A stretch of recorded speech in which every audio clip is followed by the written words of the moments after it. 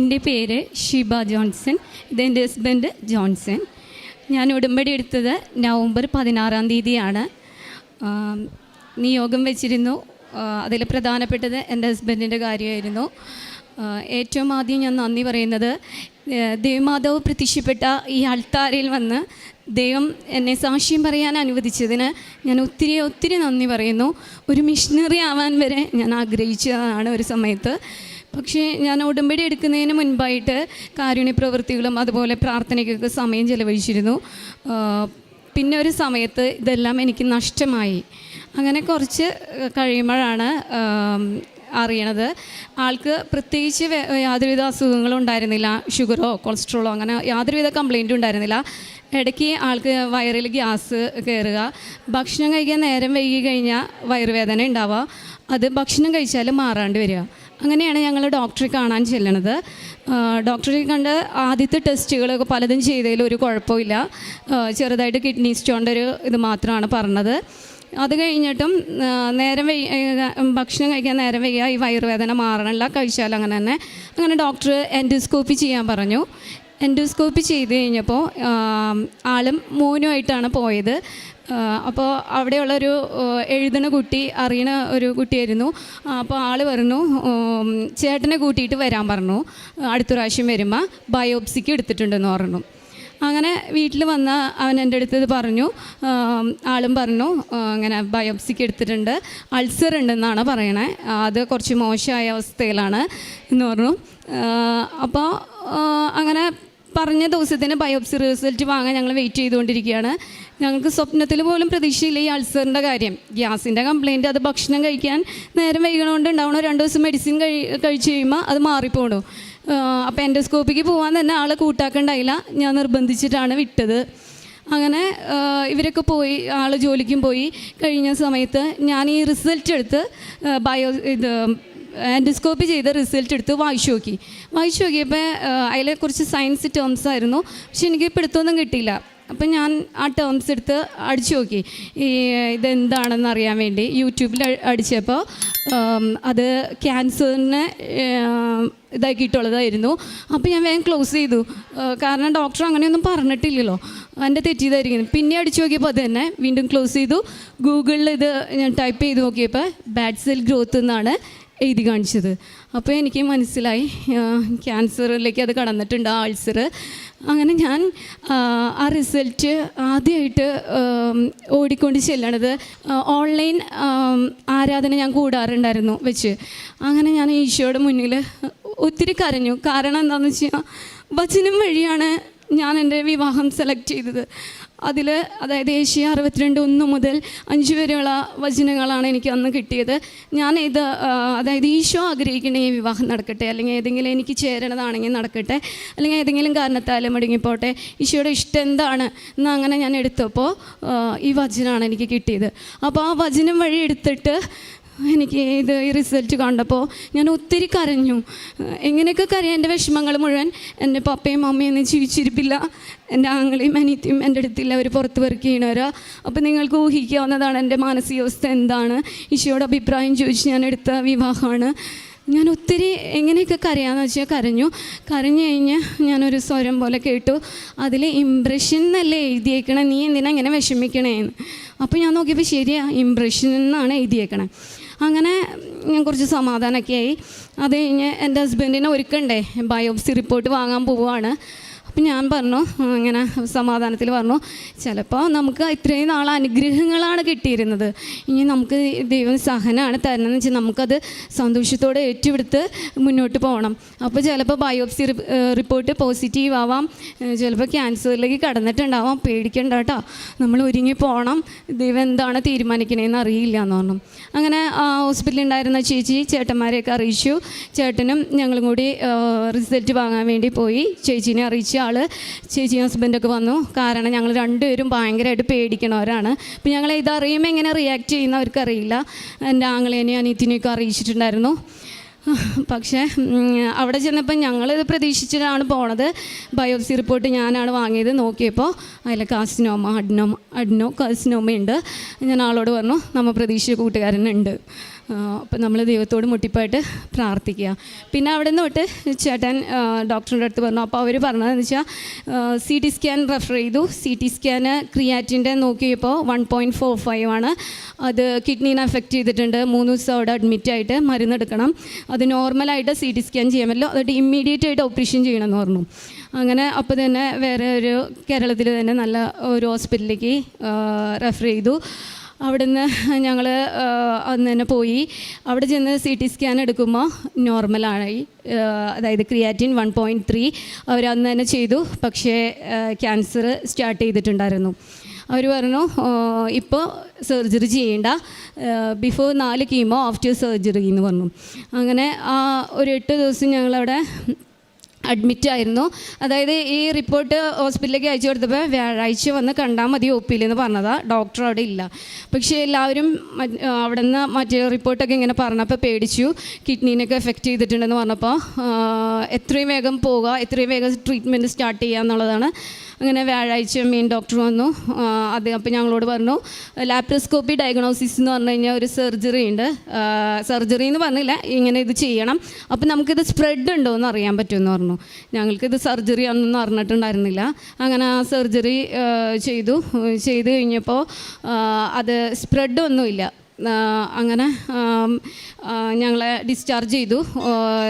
12 ദിവസം കഴിഞ്ഞിട്ട് chemo start ചെയ്യാൻ വേണ്ടി വരണം എന്ന് പറഞ്ഞു. അപ്പോൾ ഞങ്ങളുടെ ഇടവപ്പള്ളിയിൽ കൊന്ത ഒക്ടോബർ മാസത്തിലായ കൊന്ത ആഘോഷമായ കൊന്ത നടക്കണം. അപ്പോൾ ലാസ്റ്റ് ദിവസം കൂടണം എന്ന് ആഗ്രഹം ഉണ്ടായിരുന്നു. അങ്ങനെ ഞങ്ങൾക്കത് കൂടാൻ സാധിച്ചു. ഞങ്ങൾ കീമോയ്ക്ക് വേണ്ടി പോകണതിന് മുന്നേ ഞങ്ങളുടെ അടുത്ത് ഒരു ചേച്ചി വന്ന് പറഞ്ഞു, അതായത് ആളുടെ വലിയപ്പൻ്റെ മോള് വന്ന് പറഞ്ഞു, നീ എത്രയും വേഗം കൃപാസനത്തിൽ ചെന്നിട്ട് ഉടമ്പടി എടുക്കണം. നീ പ്രാർത്ഥിക്കണ്ടെങ്കിലും ഇതൊക്കെ പിടിച്ച് നിൽക്കണമെങ്കിൽ, നിനക്ക് ശക്തി കിട്ടണമെങ്കിൽ നീ ഉടമ്പടി എടുത്ത് പ്രാർത്ഥിക്കണം, എത്രയും വേഗം നീ പോകണം എന്ന് പറഞ്ഞു. അങ്ങനെ ഞാൻ പോകാൻ തീരുമാനിച്ചു. അതിന് മുന്നായിട്ട് എന്ന് വെച്ച് കഴിഞ്ഞാൽ അതായത് 4 കീമോ അല്ലേ പറഞ്ഞത്. അപ്പോൾ ഒരു 10 കുർബാന ഞാനും ആളും കൂടി പോയി കാണാം. ഈശോയുടെ ദിവികാരുണ്യത്തിനാണ് എല്ലാത്തിനേലും ശക്തി. അത് ഏറ്റവും വലിയ മരുന്നാണ് ഞാൻ വിശ്വസിച്ച് ഞങ്ങളത് കൂടി. അത് കഴിഞ്ഞ് ഇവിടെ വന്ന് അവിടെ ഹോസ്പിറ്റലിൽ പോയി കീമോ സ്റ്റാർട്ട് ചെയ്തു. പക്ഷേ കീമോ എന്ന് പറഞ്ഞു കഴിഞ്ഞാൽ എനിക്ക് ഭയങ്കര പേടിയായിരുന്നു, ഇതെങ്ങനെയാവും. അപ്പോൾ അതിന് മുന്നേ ഇവിടെ വന്ന ഉടമ്പടി എടുത്തിട്ടുണ്ടായിരുന്നു ഞാൻ. കീമോ സ്റ്റാർട്ട് ചെയ്ത് കഴിഞ്ഞപ്പോൾ കീമോൻ്റെ മരുന്ന് കയറുന്നതിന് മുന്നേ എനിക്ക് എത്ര പ്രാർത്ഥിച്ചിട്ട് അത് ആക്സെപ്റ്റ് ചെയ്യാനുള്ളൊരു ഇത് കിട്ടിയില്ല. അതിന് കുറേ സൈഡ് ഇഫക്ട്സ് ഒക്കെ പറയണ കാരണം. പക്ഷേ ആ കീമോൻ്റെ മരുന്ന് പോണ സമയത്ത് എൻ്റെ മൈൻഡിലേക്ക് ഒരു ചിന്ത കടന്നു വന്നത്, ഈശോയുടെ കുരിശിൽ നിന്നാണ് ഓരോ ഡ്രോപ്സും ആ മരുന്നുകൾ തുള്ളി വീഴണത്. അങ്ങനെ എനിക്കൊരു ബോധ്യം കിട്ടി. അപ്പോൾ ഞാൻ ആളുടെ അടുത്ത് പറഞ്ഞു, ജോൺസേട്ടാ ഇത് ഈശോയുടെ രക്തമാണ്, അത് കാരണം ജോൺസൻ്റെ ബോഡീനെ ഒരിക്കലും തളർത്തിലൊരു സൈഡ് ഇഫക്ട്സ് ഉണ്ടാവില്ല. പ്രാർത്ഥിക്കുക, ഈശോയുടെ തിരുരക്തമേ എന്നെ ശക്തിപ്പെടുത്തണമേ, എനിക്കിത് അതിജീവിക്കാനുള്ള ശക്തി തരണമേ എന്ന്. അങ്ങനെ ഞങ്ങൾ രണ്ടുപേരും കൂളായിരുന്നു. ഉടമ്പടി എടുത്തതിന് ശേഷം ഡിസംബർ 12-ാം തീയതി ഞാൻ അച്ഛനെ വന്ന് കണ്ടു. ആളെയും കൊണ്ടാണ് വന്നത്. അപ്പോൾ എന്ന് വെച്ച് കഴിഞ്ഞാൽ ഇത് ഫസ്റ്റ് സ്റ്റേജിൽ നിന്നാണ് ഞങ്ങൾ അറിഞ്ഞത്. ഈ ലാപ്രോസ്കോപ്പി ഡയഗ്നോസിസ് കഴിഞ്ഞപ്പോൾ ഡോക്ടറോട് ഞങ്ങൾ ചോദിച്ചപ്പോൾ ഡോക്ടർ പറഞ്ഞു, അത് ചിലപ്പോൾ 3rd ആവാം, 2nd ആവാം, ചിലപ്പോൾ 4th ആവാം, അതൊന്നും കാര്യമില്ല, മരുന്ന് ചെയ്തവർ പലരും രക്ഷപ്പെടണം, അത് ഓരോരുത്തരുടെ ദൈവാനുഗ്രഹം പോലെയൊക്കെ ഇരിക്കാമെന്ന് പറഞ്ഞു. അപ്പോൾ എൻ്റെ മനസ്സിൽ ഫസ്റ്റ് സ്റ്റേജിൽ നിന്നുള്ള ഒരു ഇതായിരുന്നു, ബോധ്യമാണ് ഞങ്ങൾക്ക് രണ്ടുപേർക്കും ഉണ്ടായിരുന്നത്. ഇവിടെ വന്ന് ഞങ്ങൾ അച്ഛനെ കണ്ടു. അച്ഛനെ ഫസ്റ്റ് നമ്പറാണ് കിട്ടിയത്. അപ്പോൾ അതിന് മുന്നേ എന്ന് പറഞ്ഞാൽ കീമോ എടുത്തു കഴിഞ്ഞപ്പോൾ ചുമ തുടങ്ങിയിട്ടുണ്ടായിരുന്നു. അതൊരു 2-3 ആഴ്ച ഒരു കുറച്ച് നാൾ നിന്നിട്ടത് മാറിയത്. അപ്പോൾ ഇത്രയും ഇങ്ങനെ ഇരിക്കുന്ന ആളെയും കൊണ്ട് ഇങ്ങോട്ട് വരാമെന്ന് പറയുമ്പോൾ അത് ഒരു ബസ്സിലാണ് പോരണം. ഞങ്ങൾ ബസ് ഏൽപ്പിച്ചിട്ട് അതിലാണ് പോന്നിരുന്നത്. അപ്പോൾ എനിക്ക് ഭയങ്കര ടെൻഷനായിരുന്നു, എന്തെങ്കിലും ഉണ്ടാവോ, വല്ലതും വന്നു കഴിഞ്ഞാൽ ജോൺസിൻ്റെ എല്ലാവർക്കും വിഷമം ഉണ്ടാവണതാണ്. അപ്പോൾ ഞാൻ എന്ത് ചെയ്യുന്നത് വെച്ച് കഴിഞ്ഞാൽ വെള്ളവും ഭക്ഷണവും ഒഴിവാക്കി എൻ്റെ ജോൺസണിനെ എനിക്ക് മാതാവിൻ്റെ അടുത്ത് എത്തിക്കണം, ഒരു കുഴപ്പം ഉണ്ടാവരുത്. ഡിസംബർ 12 ആളുടെ ബർത്ത്ഡേ. അപ്പോൾ അന്ന് ഞാൻ മാതാവിനെ ഏൽപ്പിക്കും. അമ്മ ഈശോയുടെ എല്ലാ കാര്യവും പറഞ്ഞ് ഏറ്റവും വലിയ ഡോക്ടറായ ഈശോയിൽ നിന്ന് എൻ്റെ ഭർത്താവിന് സൗഖ്യം വാങ്ങിത്തരണം. അങ്ങനെ ഭക്ഷണവും വെള്ളമൊക്കെ മാറ്റി കഴിഞ്ഞപ്പോൾ എന്നെ കാണുമ്പോൾ തന്നെ ആൾക്കാർക്ക് ഒരു ഇത്, നീ ഒന്നും കഴിക്കണില്ലേ എന്നൊക്കെ ചോദിക്കും. പക്ഷേ ഞാൻ ഒന്നും പറയാൻ പോയില്ല. അങ്ങനെ ഞങ്ങൾ ഇവിടെ വന്ന് ബസ്സിൽ വെച്ച് ആൾക്കൊരു യാതൊരു കുഴപ്പമുണ്ടായില്ല.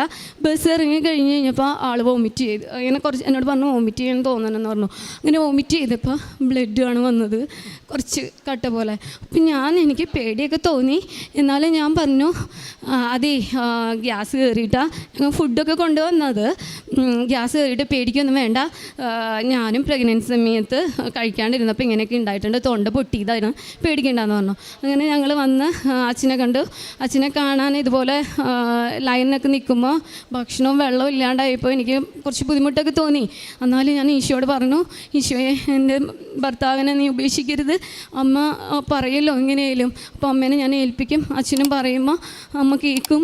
അങ്ങനെ ഒരു വിശ്വാസത്തിൽ നിന്നു. ഫസ്റ്റ് ടോക്കണായ കാരണം ആളെ ബ്ലെസ് ചെയ്ത് സഹിത്ത് പൂജി അച്ഛൻ പ്രാർത്ഥിച്ചു. ഒന്നും പറഞ്ഞില്ല ഞങ്ങളുടെ അടുത്ത്. ഒരു കാശ് രൂപ ഞങ്ങൾക്ക് തന്നു. ഞങ്ങളങ്ങനെ അവിടെ നിന്ന് പോന്നു. പിന്നെ ഓരോ കീമോയ്ക്ക് പോകുമ്പോഴും വിശുദ്ധ കുർബാനയെ ആശ്രയിച്ച് പ്രാർത്ഥിച്ചു. അതുപോലെ ഉടമ്പടിയിൽ പറഞ്ഞ പോലെ കാര്യങ്ങളൊക്കെ ചെയ്തു. അങ്ങനെ സർജറി ഫിക്സ് ചെയ്തു. സർജറി ജനുവരി 19 ആയിരുന്നു. അത് പെട്ടെന്ന്, അതായത് കീമോ കഴിഞ്ഞ് ഞങ്ങൾ വെച്ച് ഗ്യാപ്പ് ഉണ്ടാകുന്നു, പക്ഷേ അധികമൊന്നും ഉണ്ടായിരുന്നില്ല. ആ സമയത്ത് എൻ്റെ അനിയത്തിയുടെ ഫാദർ ഇൻ ലോ മരിച്ചു. അങ്ങനെ അവർ ഓസ്ട്രേലിയയിലായിരുന്നു. അവർ ഫാമിലി സമേതം വന്നു. പിറ്റത്തെ ആഴ്ചയാണ് ആളുടെ സർജറി. അപ്പോൾ ആ സർജറിയുടെ സമയത്ത് അവൾ നേഴ്സാണ്. അപ്പോൾ അവൾ എൻ്റെ അടുത്തുണ്ടായിരുന്നു, എന്നെ ശക്തിപ്പെടുത്താനും. അതുപോലെ തന്നെ പിന്നെ ചേട്ടനും ജോൺസൻ്റെ എല്ലാവരും അങ്ങനെ ഉണ്ടായിരുന്നു. ഇവരെല്ലാവരും ആരാധനയിലിരുന്നത്. 10 മണിക്കൂർ നീണ്ട സർജറി ആയിരുന്നു. അതുകൂടാണ്ട് ഡോക്ടർ ഇത് എക്സ്പ്ലെയിൻ ചെയ്ത് തരുമ്പോൾ കുറേ കാര്യങ്ങൾ പറഞ്ഞു. അതായത് ഇത് ചെയ്ത് കഴിഞ്ഞ് കഴിഞ്ഞാൽ ആൾക്കിപ്പോൾ ഒരു 5 ഇഡ്ഡലി കഴിക്കുന്ന സ്ഥാനത്ത് 1.5 ഇഡ്ഡലിയെ കഴിക്കാൻ പറ്റുള്ളൂ. പിന്നെ ഭക്ഷണം ചിലപ്പോൾ തേട്ടി വരാം, വോമിറ്റിംഗ് ടെൻഡൻസി ഉണ്ടാവാം.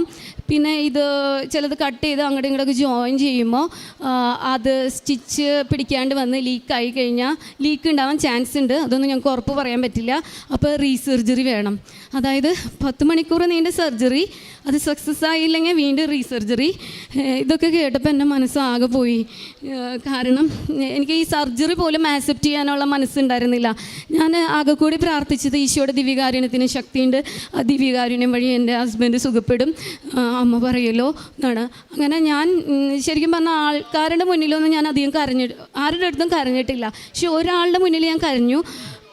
അതായത് എന്നോട് പറഞ്ഞ കൃപാസനത്തിൽ പോയി ഉടമ്പടി എടുക്കുമെന്ന് പറഞ്ഞ ചേച്ചിയില്ലേ, ആ ചേച്ചിയുടെ അടുത്ത് സർജറി പറഞ്ഞപ്പോൾ ചേച്ചി പറഞ്ഞു, എനിക്ക് ഭയങ്കര കരച്ചിലായി. ഞാൻ ഈശോയുടെ ദിവ്യകാരുണ്യത്തിന് അത്രയും സ്നേഹിച്ച് അത്രയും ആരാധിച്ച് ആ ശക്തിയിൽ പൂർണ്ണമായി വിശ്വസിച്ചതാണ്. എന്നിട്ട് ഈശോയ്ക്ക് മാറ്റാൻ പറ്റാത്ത ഒരു രോഗമില്ലല്ലോ, എന്നിട്ട് എന്തായി സർജറി. അപ്പോൾ ആ ചേച്ചി എൻ്റെ അടുത്ത് പറഞ്ഞു, ഈശോ രോഗികളെ സുഖപ്പെടുത്തിയത് പല വഴി കൂടെയാണ്. അപ്പം നിൻ്റെ ഹസ്ബൻഡിന് ചിലപ്പോൾ സർജറിയിലൂടെ ആയിരിക്കും ഈശോ സൗഖ്യം കൊടുക്കാൻ ആഗ്രഹിക്കണേ. നീ ഈശോയുടെ ഇഷ്ടത്തിന് വിട്ടുകൊടുത്ത് പ്രാർത്ഥിക്കാൻ പറഞ്ഞു. അങ്ങനെ ഞാൻ വിട്ടുകൊടുത്തു. ഈശോയുടെ ഇഷ്ടം, ദൈവത്തിന് പല വഴിയുണ്ടല്ലോ, നമ്മൾ ആ വഴി കൂടെ തന്നെ സൗഖ്യം വേണമെന്ന് വാശി പിടിക്കാൻ പാടില്ല. അപ്പോൾ എനിക്കത് മനസ്സിലായി, ഞാനത് വിട്ടുകൊടുത്തു. അപ്പോൾ ഡോക്ടർ എക്സ്പ്ലെയിൻ ചെയ്യുമ്പോൾ ഞാൻ ഡോക്ടറിൻ്റെ കൈ നോക്കി പ്രാർത്ഥിക്കും, ഈശോയെ നിൻ്റെ കൈകളാവണം, നീ ആയിരിക്കണം സർജറി ചെയ്യണത്. അങ്ങനെ സർജറിക്ക് കയറ്റുമ്പോൾ എന്ന് വെച്ച് കഴിഞ്ഞാൽ ഈ സർജറിക്ക് വരുന്നതിന് മുന്നേ ഞങ്ങൾ കീമോ എടുത്തല്ലോ. കീമോ എടുക്കുമ്പോൾ ഓരോ അച്ഛന്മാരുടെ ബ്ലെസ്സിങ് ഞങ്ങൾ വാങ്ങിയിട്ടാണ് വരിക, കുർബാന സ്വീകരിച്ചിട്ട് വരിക. ഒരു പ്രാവശ്യം ഞങ്ങൾ വന്നപ്പോൾ ഞങ്ങൾക്ക് കുർബാന സ്വീകരിക്കാൻ പറ്റിയില്ല. അപ്പോൾ ഞാനത് നിയോഗം വെച്ചത് 12 ദിവസം ഇവിടെ വരുന്നതിന് മുന്നേ മുടങ്ങാണ്ട് കൂടണമെന്ന്. അങ്ങനെ ഒരെണ്ണം ഞങ്ങൾക്ക് സ്വീകരിക്കാൻ പറ്റാണ്ട് ഹോസ്പിറ്റലിൽ ക്യാൻറ്റീനിൻ്റെ അവിടേക്ക് പോകാൻ നിൽക്കുമ്പോൾ ലിഫ്റ്റ് തുറന്നൊരു അച്ഛൻ വരണം.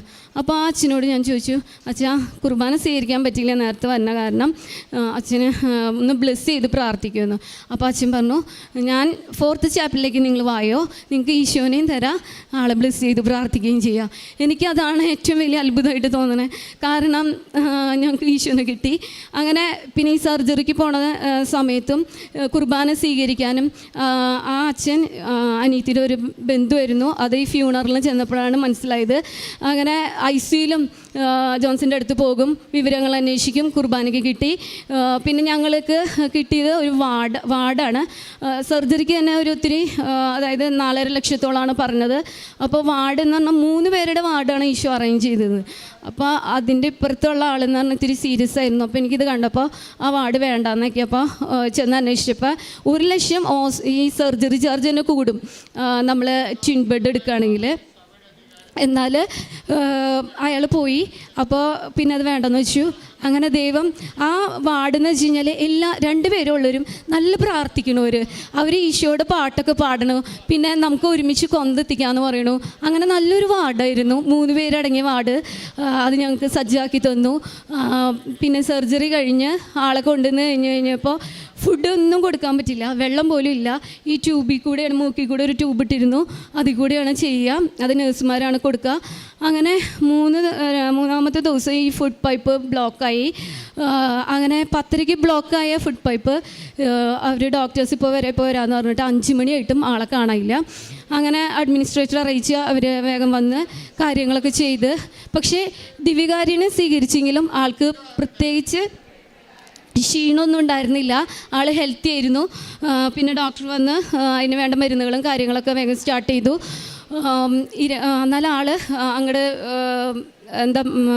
പൂർണ്ണമായിട്ട് ഓക്കെ ആയിട്ടുണ്ടല്ലോ. പക്ഷേ 25-ാം തീയതി ഞങ്ങൾ കൃപാസനത്തിൻ്റെ ഒരു വീഡിയോ കണ്ടുകൊണ്ടിരിക്കുകയാണ്. അതിൽ അച്ഛൻ ആ തുടക്കത്തിൽ തന്നെ പറയുകയാണ്, ഒരു മുറിവ് കാണുന്നുണ്ട്.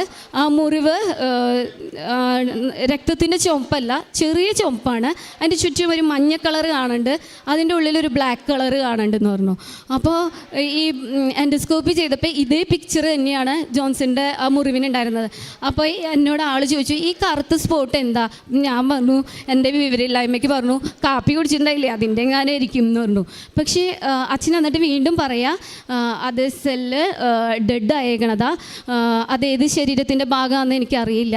പക്ഷേ ആ രോഗീനെ ഈശോ സുഖപ്പെടുത്തുന്നുണ്ട്, ഈശോ പൂർണ്ണമായി സുഖപ്പെടുത്തുന്നുണ്ടെന്ന് പറഞ്ഞു. ഞാനത് വിശ്വസിച്ചു, ആമീൻ പറഞ്ഞു, ആളും കേട്ടു.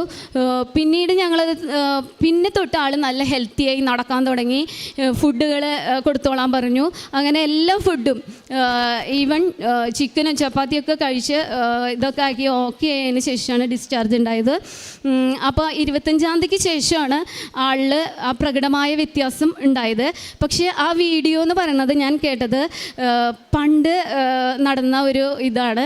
പക്ഷേ എന്നിരുന്നാലും ആ വീഡിയോ പഴയതാണെങ്കിലും ജോൺസിൻ്റെ അതേ കണ്ടീഷൻ തന്നെയായിരുന്നു. അന്ന് തൊട്ടാണ് ആൾക്ക് ഈ സർജറി ആഫ്റ്റർ നല്ല ഇമ്പ്രൂവ്മെൻറ്റും എല്ലാ കാര്യങ്ങളും ഉണ്ടായത്. പിന്നെ ഈ സർജറിയുടെ ഈ ഡിസ്ചാർജിൻ്റെ അന്ന് ആളുടെ അമ്മ മരിച്ചു. അപ്പോൾ എന്നോട് ജനുവരി 3-ാം തീയതി തൊട്ട് അമ്മയുടെ നില ഇത്തിരി മോശമായിരുന്നു, അപ്പോൾ അറിയിക്കേണ്ടവരൊക്കെ അറിയിച്ചോളാൻ പറഞ്ഞു. അപ്പോൾ എന്നോട് ആൾ പോരുമ്പോൾ പറഞ്ഞത്, എൻ്റെ അസുഖം മാറുന്ന വരെ എൻ്റെ അമ്മയ്ക്ക് ഒന്നും സംഭവിക്കരുത്, എനിക്കത് താങ്ങില്ല. അമ്മയ്ക്ക് 93 വയസ്സുണ്ട്, പക്ഷേ ആൾ അമ്മയും നല്ല സ്നേഹത്തിലാണ്. അപ്പോൾ അത് ആൾക്ക് താങ്ങാൻ പറ്റില്ല എന്ന് പറഞ്ഞിട്ടുണ്ടായിരുന്നു. അപ്പോൾ ഈ ഞങ്ങളോട് പറഞ്ഞത് 10 ദിവസത്തേക്ക് ഒരുങ്ങി നിങ്ങൾ വരാം, 10 ദിവസം കഴിഞ്ഞാൽ സർജറി കഴിഞ്ഞാൽ ഡിസ്ചാർജ് ഉണ്ടാവാമെന്ന്. ഈ 10 സർജറി കഴിഞ്ഞ് 2 ദിവസം ICU കഴിഞ്ഞിട്ടാണ് ഇങ്ങോട്ട് വാർഡിലേക്ക് ഷിഫ്റ്റ് ചെയ്തത്. ആ സർജറിയുടെ ടൈമിലാണ് അമ്മയ്ക്ക് വല്ലതും വരണമെന്ന് വെച്ചാൽ ആൾക്ക് കാണാൻ പറ്റുമോ, ആൾക്ക് ആ വിഷമം താങ്ങാൻ പറ്റുമോ? ഈശോ അതെല്ലാം അറേഞ്ച് ചെയ്ത് ഞങ്ങൾക്ക് അമ്മയുടെ ഫ്യൂണറലും എല്ലാ ചടങ്ങും കൂടാൻ പറ്റി. പിന്നെ 4 കീമോയും കൂടി ഉണ്ടായിരുന്നു. ഈ 4 കീമോയിലും ദിവ്യകാരുണ്യത്തിൻ്റെ ശക്തിയിൽ ഞങ്ങൾ ഒത്തിരി ആശ്രയിച്ചിട്ടുണ്ട്. കുർബാനയിൽ പോയി പങ്കെടുക്കും. പിന്നെ അതിൻ്റെ ഇടയായിട്ട് കുറേ സൈഡ് ഇഫക്ട്സുകൾ ഉണ്ടാവും, അതായത് മൗത്ത് അൾസേഴ്സ്, അങ്ങനെ കുറേ ഇതുണ്ടായിരുന്നു. ഇതിലെല്ലാം റിക്കവർ ചെയ്യാൻ ഞങ്ങളെ സഹായിച്ചത് ഉടമ്പടി വസ്തുക്കളാണ്. ആ തേൻ പെരട്ട, അതുപോലെ ഉപ്പും തേനും കൂടി മൗത്ത് അൾസേഴ്സ്. ലാസ്റ്റത്തെ കീമോ കഴിഞ്ഞപ്പോൾ ഭയങ്കരമായിട്ട് മൗത്ത് അൾസർ കൊണ്ട് വായ നിറഞ്ഞിട്ട് ഒരു ഫുഡ് പോലും കഴിക്കാൻ പറ്റാത്ത അവസ്ഥ വന്നു. ആളാണെങ്കിൽ നല്ല ടേസ്റ്റ് നോക്കി കഴിക്കുന്ന ആളാണ്. അതിൻ്റെ കൂടെ ഈ കീമോൻ്റെ ചെന്നപ്പോൾ ഒന്നും കഴിക്കാൻ പറ്റാത്തൊരവസ്ഥ വന്നു. 67 ഈ രോഗം വരണതിന് മുന്നേ വെയിറ്റ് ഉണ്ടായിരുന്ന ആൾ 47ലേക്ക് എത്തി. അപ്പോൾ അങ്ങനെ എന്നിരുന്നാലും ആ അവസ്ഥകളൊക്കെ ഞങ്ങൾക്ക് തരണം ചെയ്യാൻ പറ്റി. പിന്നെ ഞങ്ങൾക്ക് ഞങ്ങളുടെ ഈ രോഗം അറിയണ സമയത്ത് ഞങ്ങളുടെ അക്കൗണ്ട് കാലിയായിരുന്നൊരു സമയമാണ്. പക്ഷേ ആ സമയത്ത് തൊട്ട്, ഈ രോഗം ഞങ്ങൾ അറിഞ്ഞ സമയം തൊട്ട് ഈശോ എല്ലാ കാര്യങ്ങളും, സർവശക്തനായ ദൈവം ഒരു മുടക്കവും കൂടാതെ എല്ലാം ഞങ്ങൾക്ക് ക്യാഷും അറേഞ്ച് ചെയ്ത് ക്ലെയിം കിട്ടി. അങ്ങനെ വ്യക്തികളെ ഉള്ളിലൂടെ ഞങ്ങളെ സഹായിച്ചു. അങ്ങനെ ഞങ്ങൾ രണ്ടുപേരും, ഞാൻ 6 വർഷമായിട്ട് ജോലിക്ക് പോകണില്ല, അമ്മ ബെഡ് റിഡൻ ആയിരുന്നു. അപ്പോൾ ഞാൻ ജോലിക്ക് വേണ്ടാന്ന് വെച്ചു. 3 പ്രാവശ്യം വിളി വന്നതാണ്, ഞാൻ ക്യാൻസൽ ചെയ്ത് നിന്നു. ആൾ 6 മാസമായി. പക്ഷേ ഞങ്ങൾക്ക് ഒരു കുറവും ഇല്ലാത്ത വിധം ഞങ്ങളുടെ കുടുംബം ദൈവം മനോഹരമായിട്ട് കൊണ്ടുപോകുന്നു.